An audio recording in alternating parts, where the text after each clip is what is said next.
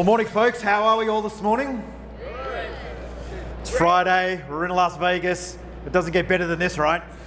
Thank you so much for coming here today. It's tough to sit down and listen to a keynote on a Friday. My name is Boo.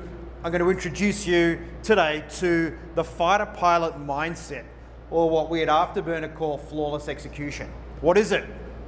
It's the passionate way that fighter pilots go about their business every single day, where we strive to get zero gap between what we set out to do, our goal and our strategy, and what actually happens. It's connecting what we want to what we do. It's not called perfect execution though. Does anyone here in the room believe we can do anything perfectly? If human beings are involved, probably not. So fighter pilots accept that. We're all human. We operate in some of the world's most complex and hostile environments. And we accept the fact we're not going to be perfect, but it's no excuse to try, to get as close as we can to perfection, improving the way I do business, we do business as a team, to lift all of us, our suppliers, our vendors, and the team we rely on each and every day to get the job done. Afterburner is a team of men and women who've all had the privilege of serving our country, but most importantly, we are real live fighter pilots, and we codified the way fighter pilots think and the way fighter pilots act each and every day. We've used this methodology to train over 19 NFL teams, including 3 Super Bowl winning teams. And we started over 27 years ago helping a small Georgia-based hardware store called Home Depot become the largest hardware and DIY store in the US. We took a process that was developed by fighter pilots 60 years ago, and it's so effective we still use it today completely unchanged. Afterburner's worked with over 2 million people and 3,500 organisations around the world to help people get what they want, whether it's in business or in your personal life. I was a fighter pilot for 11 years. I wasn't very good at school. Can you believe I did my last year of high school twice and got the same mark the second time round? Yet I was passionate about being a fighter pilot. It was my purpose in life since I was 5 years old.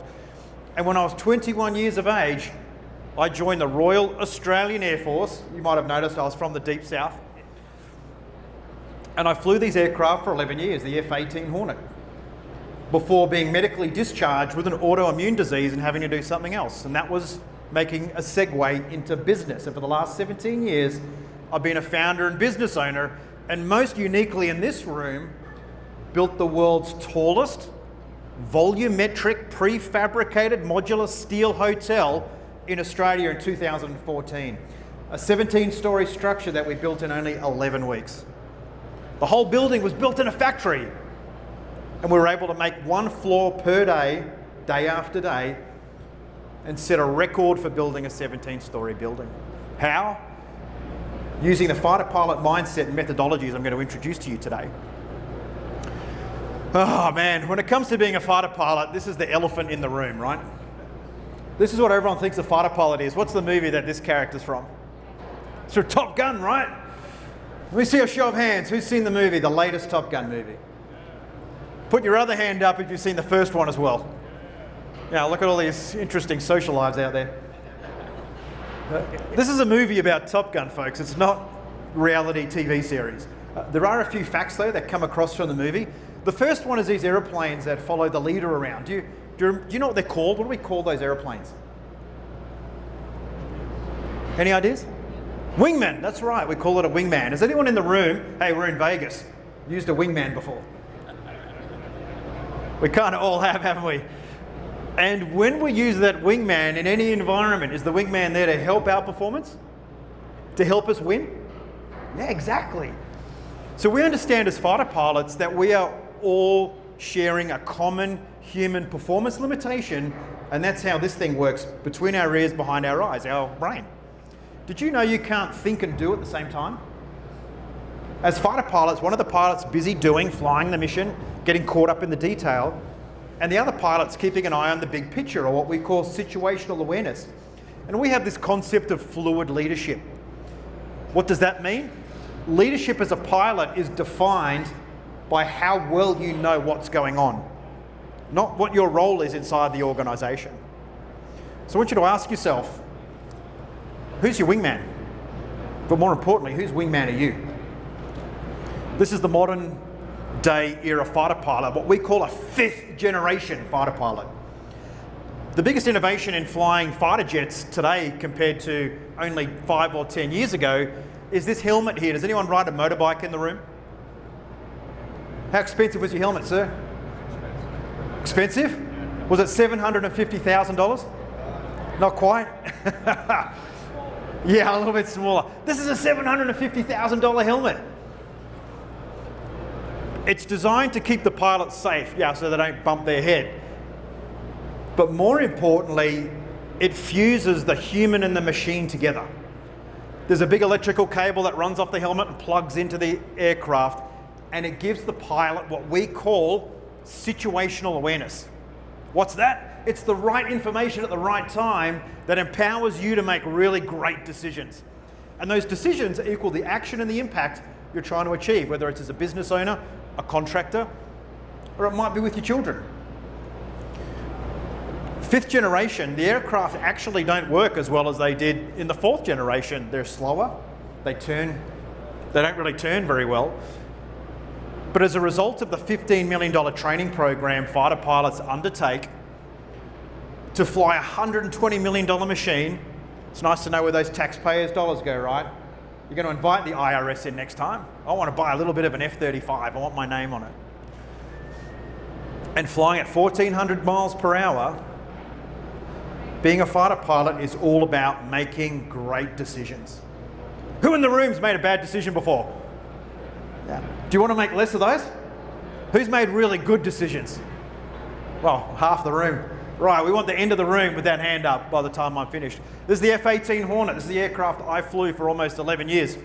That's what it looks like on the outside. This is what it looks like on the inside. And it's kind of like your remote office, isn't it? Look kind of similar to you? We've got 3 screens, the smartphone, the PC, the iPad, all vying to give us information. But when we're in the office, we also have these, what we call the flight controls. So when a fighter pilot's using the flight controls, 50% of their brain capacity gets thrown out the window. So imagine having to do your job with only half a brain. I'm going to show you a video now. People are surprised at how physical it is. But before I show you the video, who'd like to go flying in one of these? Who wants to go flying this afternoon in one of these high-performance jet fighters, yeah? Okay, we're not going to do that. I'll show you this video instead. It's physical for 2 reasons. The first is called the force of gravity. And we abbreviate that to G-force, right? Just want you all to stand up quickly. Just briefly stand up. Oh, well done, everyone. Excellent. Grab a seat. Sit back down again. And maybe just get up one more time. Stand up. All right, sit down. And one more. No, stay down. Okay, you can stay down now. It's all right. It's all good.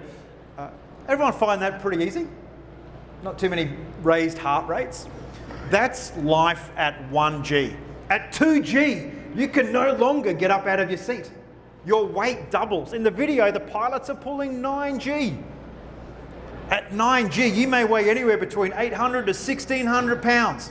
These metal chairs that feel solid now will break and bend underneath you. If you manage to stay in a seated position, the blood's rapidly draining from your head to find a home in the extremities of their body. Anyone in here hopped on the freeway before? Accelerated to 65 miles an hour and then deliberately tried to go unconscious? No? Well, fighter pilots, in a way, we kind of do that, because what happens when all the blood disappears from here and ends up down here? You pass out. Do you think that's a good idea at 1,400 miles per hour pointing straight at the ground? So the pilots are straining, they're grunting, squeezing every muscle in their upper body to shut the veins and arteries, the pipes, so the blood's got nowhere to go. Our soft organs, they're also getting pushed down and they're trying to find a way out, and there's only one. So we have a G-suit with big rubber bladders inside it. They're connected to the aeroplane, and as we pull more G, more high pressure air pushes our organs in and holds them inside. And our legs get squeezed and shut the veins down there as well. That's the first reason it's really physical. The second is the imperative to win. This is a mock air battle. There's only 2 aeroplanes, one winner, one loser. So what do you think happens to a fighter pilot if they lose in air combat? So this pilot knows he has to put everything into this mission. We say train the way we fight. Even though this is a training mission, we treat it as if it was a real environment.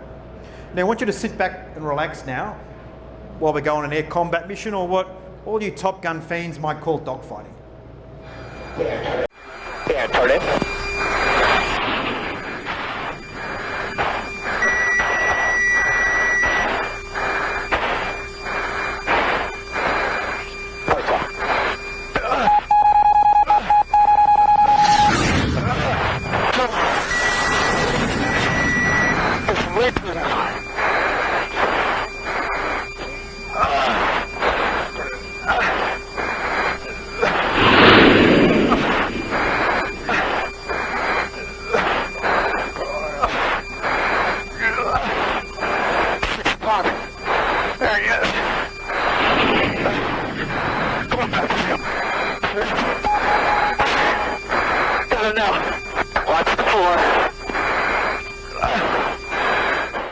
Can you imagine?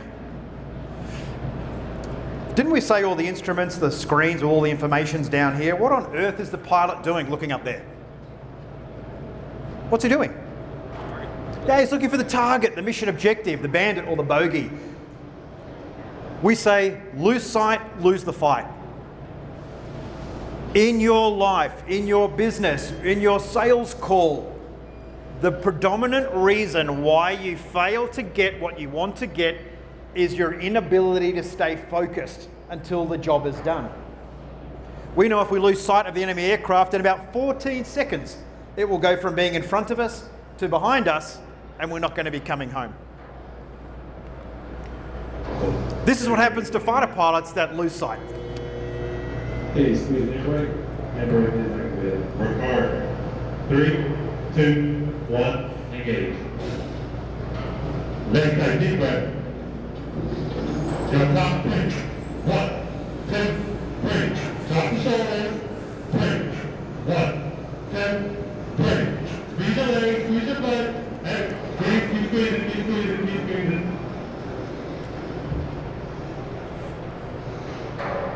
Are you there? How you doing? How you doing? Doing all right, maybe not doing that well. You just saw a person get switched on and off. Blood drain from brain, fall asleep, 15 seconds later, reboot. The pilot's heartbeat was between 45 and 250 beats per minute. And that pilot's career just ended in the video. Train the way we fight. If that pilot's unable to stay conscious in a controlled environment, like a centrifuge, what's going to happen in a real aeroplane? Well, we can't take the risk.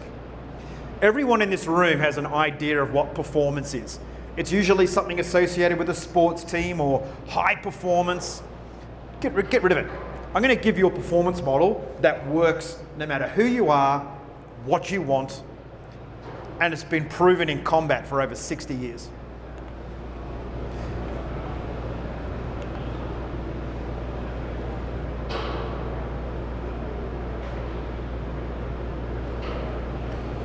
The reason why we need to have a system to make decisions is because often we don't make very good ones. This is the anatomy of a human decision. This is what you do all day, every day. Who you are right now, the jobs you have, the partner you live with, the children, how they behave, everything is the result of your decisions.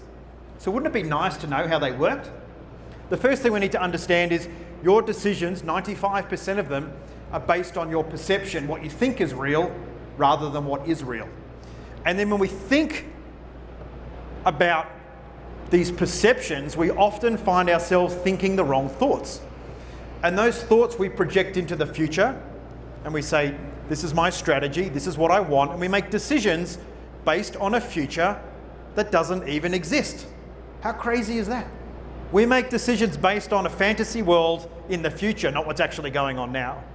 Now those decisions equal action, and if you're a leader, the actions of your team. So if you're wondering why the team isn't delivering what they need to deliver, maybe it's because your perception started off in the wrong place. Those decisions equal actions, the actions equal results, usually results that we don't want, and those results have an impact. They have an impact on your life, they have an impact on your business, and they have an impact on your idea. They have an impact on your future. And most of the time as a human, it's negative. So this cycle goes around and round and round, and life becomes a little bit of a, kind of a beige kind of glow, right? We just kind of just get on with life, and day in, day out, it all feels the same. The reason that happens is because your autopilot is making the decisions. These are the 200 plus programs you as a human being operate with each and every day, and you're not aware of any of them. It's called your beliefs. What you've experienced in the past, what you've learned, the good, the bad. And these biases, what they call cognitive biases, drive every single person in this room. So when we struggle to understand other people, we barely understand ourselves. Now, fighter pilots can't have a whole lot of crazy going on up there, right? We have to get the mission done, and we succeed 98% of the time. So we had to build a system that reprogrammed these apps and made sure that we always had a positive mindset, and we did the right things at the right time to deliver the impact that wins the war. And it's only a small tweak. It's adding one step in your decision-making loop, and it's called a debrief. It's where we sit down and we ask ourselves, is what just happened what I was expecting? If not, why not? And what am I going to do about it tomorrow? So fighter pilots think in circles.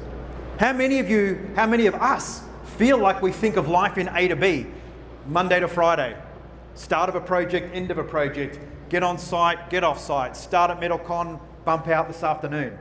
We always see the world as a start, middle, and end. As a fighter pilot, we see it as always in motion. It's always evolving, it's always changing, every mission's different, so we have to keep pace. Situational awareness is the magic fighter pilots bring to any environment. It's our ability to see exactly what's going on, to give ourselves a lot of time to make great decisions, but also to understand when we don't have situational awareness. If you feel stressed, if you feel reactive, if you struggle with prioritization, if you're tired, these are all indicators of no situational or low situational awareness. If you have a lot of energy, if you're consistently successful, if you are wealthy, you probably have a lot of situational awareness. Some of us have it by luck. Fighter pilots have it by design. So to have situational awareness, the first thing you need is a great story. I wanted to be a fighter pilot when I was 5 years old. That's a great story. Everything I did was just to achieve that goal. It took me nearly 16 years, but I got there. We call that our high definition destination. It's clear, we can see it, and it's inspiring, not just for me, but for the entire team. Because when we have to make decisions and we don't know which ones to make, we have to find that high definition destination. Has anyone watched The Mandalorian, Star Wars? And every now and again they have to make a really tough decision. And when they make it, they say, why did you make the decision? Because they said, this is the way. This is just what we do in these situations. So if the high definition destination is the art, it's the idea, it's in the future, may or may not happen, we still have to do things each and every day. We have to fly our missions, use our weapons, we have to win. And that's where the 4 steps of the flawless execution engine kick in. Small plans each and every day, communicated to the team to allow us to execute while maintaining sight on the objective. But most importantly, at the end of the day, at the end of a particular package of work, we debrief. We have a very short conversation about what went right, what didn't, what we're going to stop doing, and what things are we going to take forward to enhance our business, to enhance our lives. This is a habit-forming pattern. You don't need to have atomic habits. You don't need the 7 habits of highly effective people. You need the habits that work for you. And the habits that work for you are designed in that engine. So the first thing we need to do is have a plan. Who's involved in planning in the room? Who's a great planner? Who plans everything? So we know planning is kind of important, right? And I'm not going to tell you to plan, it's important. What I'm going to explain to you is the difference between fighter pilot planning and business planning. We plan very quickly. And we plan very quickly because we use the same 6 steps every single time. Whether we're planning a mission with 200 airplanes or just me and my wingman. And the first question we ask is, what's the point? What are we trying to achieve? At Afterburner, we pride ourselves on being able to assess if an organisation's got a good strategy within 10 seconds of walking inside the organisation. How do we know? Because we ask that question, and what do you think most of the answers are? Not sure. So we must be crystal clear about where we're going as a collective. Then we ask ourselves, what's the problem? What's in the way? What do I have? What resources do I have available? What did I learn before that I can use today? And then the next important step is, what am I going to do? What am I going to do today to achieve the things we all want tomorrow? And then when we get to the end of the process, we ask ourselves, hey, what if something really bad happens? We prepare ourselves for contingencies. So when you build a plan, because the world's so crazy, so chaotic, so disruptive now, you plan very quickly as if the world was a perfect place. But it's not. After we have the perfect plan, then we prepare for the worst. And there's no point having a great plan if you did it in your head. We have a rule. If you're planning in a room by yourself, the plan's not going to work. You need the people you rely on to execute to be in the room with you. And today we have these virtual rooms. We have Zoom, we have video conferencing. It's not difficult to get everyone together to bang out a quick 5 or 10 minute plan. But when we brief, we have to speak in a way that engages our people, that engages the customer, the client, the supplier, our team members. And we created this unique technique as fighter pilots. It's called pose. Pose a question to the room, pause to allow everyone to contemplate a response, and then pounce on the person on the team that's always on their mobile phone, that's never prepared. And I promise you, 2 or 3 meetings that run like that, and all of a sudden everyone will be right on message. But fundamentally, when it comes to communication as a fighter pilot, we understand it's not what we say. It's what the rest of the team understands. It's what's understood. So as a leader, again, when we're communicating with our team, we're not telling everyone what to do, we're making sure they understand it. Everyone's favourite part of flawless execution is doing things. Everyone in this room, I guarantee you, loves to be busy. Anyone not like to be busy? You're a room full of people that will find things to do, yeah? What if I told you that 50 to 60% of those things were A, the wrong things, and B, made life more difficult for yourself, created more work? Would you believe me? And that results in something called task saturation or task overload, or as fighter pilots call, the insidious killer. Because when we're task saturated and we overload our brain, our performance drops dramatically. And why are we task saturated in today's world? Because of these things called distractions. Anyone been distracted before? We're distracted every 90 seconds in today's digital world. And it takes you 26 minutes with 0 interruptions to get the laser-like focus that we call being in the zone. Has anyone heard that word before? In the zone. Yeah. When do we hear of organisations being in the zone? Normally. It's in sport, right? And when a sporting team's in the zone, what are they doing? What's happening on the field? They're winning. So we know being focused and in the zone means we win more. Yet the minute we open the smartphone, we're opening up the big L. We're losing. I'm going to take you through an example of distraction that happened in aviation on a large commercial airliner, Eastern Airlines 401. It was back in 1972. It's December 29, and this aeroplane was on a flight from John F. Kennedy Airport in New York on its way to Miami International Airport in Florida. It was winter, but it was a beautiful evening for flying. When I start this video, you're going to see the cockpit crew start the pre-landing checks. The most important thing about landing an airplane is what? Landing gear. Putting the wheels down. So as the video starts, the captain just put the landing gear down. And when he does that, he looks in the cockpit and is expecting to see 3 green lights illuminate on the instrument panel, because that tells him that the left main wheel, the right main wheel, and the nose wheel is down, they're locked, and the aircraft can continue down and land safely. On the night in question, the captain looks inside and sees only 2 lights illuminate. The nose wheel light doesn't come on. So the captain's very experienced. He reaches down, pulls out a checklist, and flips to the emergency page where the landing gear light doesn't come on. He performs all the checklist options around the cockpit. The last one is to take the landing gear handle, place it down, and have another go.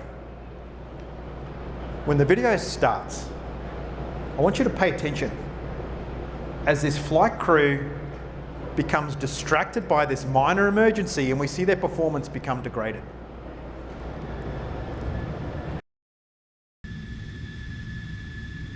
Miami Tower, do you read? Eastern 401, just turning final. Eastern 401, heavy. Continue approach to 9 left. Continue approach, roger. I'll try that gear down one more time.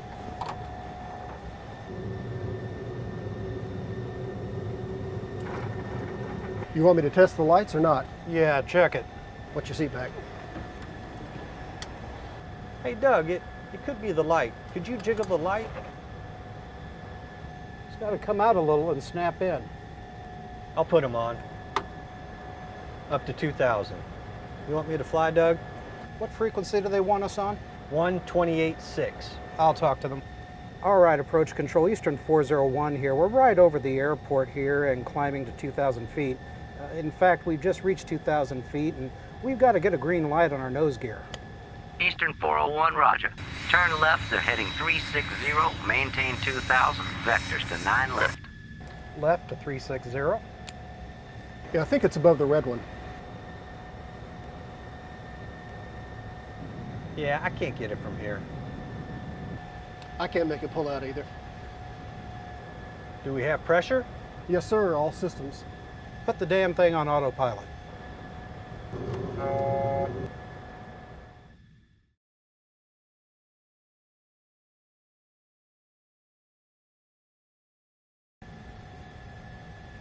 See if you can put that light out.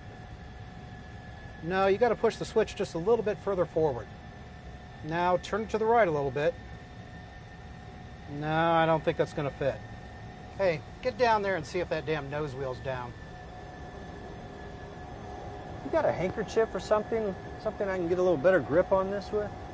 To hell with this. Get down there and see if that red line is lined up down there. Quit screwing around with a 20-cent piece of lighting equipment. Eastern 401, I'll go out west a little further if we can here and see if we can get that light to come on. Roger, 401. It's always something, and we could have made schedule. We can tell if the damn gear is down by looking down at the indices. It's got to be a faulty light. Doug, this damn thing just won't come out. All right, just leave it there. Eastern 401, how are things coming along out there?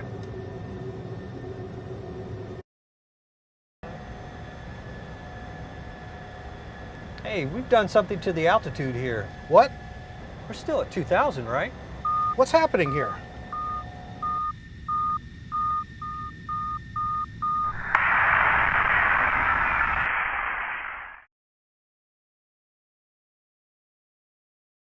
Tragically, 101 people were killed that night as a result of a burned out light globe. That 20-cent filament was all that was wrong with the airplane. The wheels were down the whole time. The aircraft could have just continued and landed safely. This is the effect on distraction in your life, in your business. Whilst it's not so obvious as it is in Eastern Airlines 401, your distractions are driving your performance into the ground. Is anyone here flying home from this conference? I've got the phone number for Greyhound buses here, if you need it. The world has changed a lot since then. One of the biggest changes that happened in aviation as a direct result of this accident was the creation of this concept called CRM, Crew Resource Management, or what you like to call team management. How we work together as a team is fundamental to the success on our mission. So I'm going to bring out your inner fighter pilot now, guys. What I want you to do is grab your smartphone. I know you're all incredibly anxious. You haven't touched it for a while. Click on that QR code. It's going to take you to a call sign generator page. You're going to put your first and last name in. It's equipped with artificial intelligence, and it's going to scan your browser history since the internet was invented and match a real fighter pilot call sign with your digital personality. So I'm going to give you 30 seconds to do that. Scan the QR code, first name, last name. Did anyone get a call sign that doesn't match their personality? John Zipper. Zipper. Zipper. Z-I-P-P. These are all real call signs. What have we got down here? Jinx. Is that's about right? Wherever you go, something goes wrong? No? Anyone else? Anyone get a bad call sign? What was the call sign, mate? Dumbo. Somewhere out there is a fighter pilot called Dumbo. Why do fighter pilots have these weird call signs? Identification. It's identification, but it's also who we are. It's who we identify. We understand in the cockpit of a single-seat fighter jet, we are ultimately accountable for everything that happens and everything that happens in the mission. To help us drive that accountability, in the 60 years ago, we created Top Gun. The school is real. Part of the program is training fighter pilots how to fly, but more importantly, it's training fighter pilots how to debrief. Debriefing culture saves organizations. Debriefing culture is the power that drives sustained performance. I'm going to show you a quick video now. It's of the Blue Angels. They're the US Navy's display team. The 6 most talented fighter pilots in the Navy doing the same thing each and every day, 250 times a year.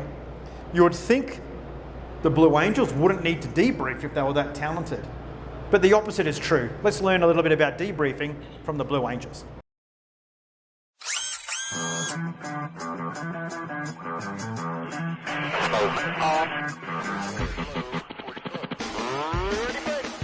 For over 6 decades, the United States Navy Blue Angels have been performing incredible flight demonstrations that push themselves and their aircraft to the very edge of their capabilities.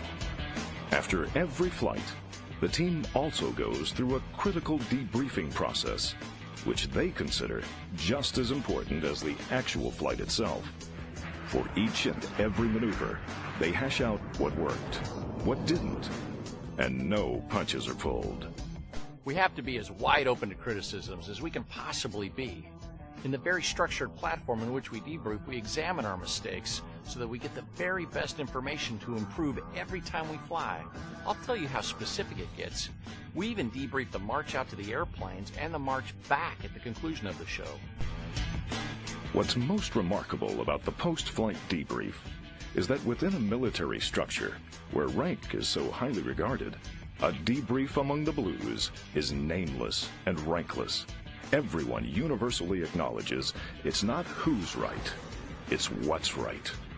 Rank or experience doesn't come into play. Those things are good, but you have to set those aside when the criticism starts to come, because that's the only way you're going to learn the maneuvering. That's the only way you're going to get to where the maneuver looks good and it's safe, day in and day out, every demonstration. Take a safety low brake cross, first one. I guess the best analogy would be it's like a mulligan. It's your opportunity to come into the debrief and say, look, these are the things that I didn't do right today.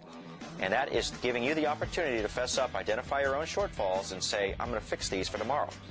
I will fix my safeties. Glad to be here. Sean? Yes, sir, boss. My specific goal was the diamond roll. Safeties, I'll take safety. The last thing you say is, I'll fix my safeties. I'm glad to be here. Deviations, no matter how small from the briefed flight plan, are called safeties. These are problems or violations from the strict Blue Angel standards within each flight. Through extensive review of videotape, and the experience of the critique team on the ground, each and every maneuver is observed and debriefed move by move. Each performance adjustment or safety is acknowledged by the appropriate team member and, most importantly, punctuated with the phrase, "and I'll fix it." The debrief is one of the most important things we do. If we don't debrief, if we ever get complacent, we're not only going to kill ourselves, we risk killing somebody else. We've got to be able to learn each and every time we go flying, because in over 65 years, there has never been a perfect flight demonstration put on by the Blue Angels. So we're always working and striving towards executing a demonstration flawlessly. Two key takeaways from that video. The first is the history of the Blue Angels, we've never done a perfect flight demonstration. That's the reality of life. It doesn't matter how amazing we are, how much work we put in, often we fall short. But to keep that gap as small as possible, we say, I made a mistake, I fess up and I fix it. I just take accountability for my world and the things I can control. Because when we do that, we see a profound change, not only in our performance, but the performance of our organization. If you were to remove performance and look at it another way, it just means getting the things you want faster. And who doesn't want that? And in a debrief, the conversation is around what's right. It's not who's right. And to do that, you have to create a very specific culture in your organization. It's called nameless and rankless. Now, you would have seen in the military, we do these things like salute, we have rank, we have big egos, and we had to figure out a way to work despite all of that, because that was not delivering great outcomes for fighter pilots. It was flying us into the ground. So we created this moment. It might be half an hour in a day. In your business, it might only be 5 minutes, where we set all that aside and we just focus on what's right. We are all equal in the room, and no matter what we discuss, it's all okay. There are no repercussions to your career. And the great thing about debriefing is internally, it creates a very powerful neurochemical reaction. Inside of us, we have all these chemicals floating around: dopamine, oxytocin, serotonin, and endorphins. You don't need to know what they are, but what you need to know about them is when you debrief, you feel good. It takes a problem, a mistake, something that wasn't going well, and turns it into action, something we can do about it tomorrow. The methodology we use for debriefing is to ask ourselves, what did I set out to achieve today? What actually happened? Why did it happen? And what am I going to do about it tomorrow? Studies show that a debrief culture in an organization delivers 300% more, or the same amount of outcome for 1/3 the effort. The choice is yours. The flawless execution methodology is the way fighter pilots think and the way we work together. Two of the most important things you do as an individual and as a team. Everything starts with a plan, a very simple plan that allows us to collectively agree what we're going to do and how we're going to do it. Briefings about making sure everyone understands expectations, not telling people what to do. Execution is avoiding distractions, and we avoid distractions by having a very clear plan. And finally, if we have an emotional response, if things aren't going well, if our business isn't firing, if we feel like our idea's losing traction, sit down and have a debrief. And have a debrief with every person you're relying on to achieve your goal. That goal may be a dream, or it may be something as simple as getting a project back on time, on target, on budget. This is your opportunity to debrief us. If you click on this QR code, you're actually going to have the opportunity to win a jet ride. It's here in Las Vegas. We draw it out every 6 months, come November. You'll also find on that page, once you click the QR code, the call sign generator. Afterburner, we work with organizations like yours to make your team fire on all cylinders. We also have a podcast, a book. We have 8 books. There's an inordinate amount of information if you just click on that link. Whilst you do that, has anyone got any questions I'd love to throw to the floor? You might have a question about being a fighter pilot, how to do this in business. Yes, sir. So your company can do this daily basis. It's a way of thinking daily to solve an immediate problem. You might use it 6-7 times a day, but you can also use it for a yearly plan. You can use it when you're trying to secure a mortgage for your house. If you want something, the flawless execution methodology accelerates it and increases the likelihood of you actually achieving it. Why? Because our lives depend on it. That's the difference. Awesome. Anything from anyone else? Thank you. The slide that you talked about, nameless and rankless, how do you actually make that happen? Like, what does that look like? It starts at the top. So it's when the leader of the organization puts their hand up and says, I made a mistake, I fess up and I'm going to fix it, and this is what I'm going to do. The minute that we're a pilot in one of those debriefs with the Chief of the Air Force, and in that moment he's the same as all of us, the youngest pilot in the room, we know it's a safe environment. This is true psychological safety, not artificial harmony. And a lot of organizations create artificial harmony by not having these conversations. And everyone's very nice to each other, and we're very polite. We've got nice bean bags and lovely tools and beautiful painted vehicles. But it's the debrief that gets it. There's a famous saying, the magic happens inside your organization when you address the things you're avoiding. And this is the methodology that stops it from happening. It's all positive. It's all about what we're going to do tomorrow, not what went wrong. We want to figure out what we can do better tomorrow, together as a team, not as individuals. Awesome. Well, thank you very much, everybody. I'll be hanging around, so if you felt that you want to just have a quiet question, please come up to me. Thank you very much. Enjoy the rest of the conference and enjoy Las Vegas. Thank you.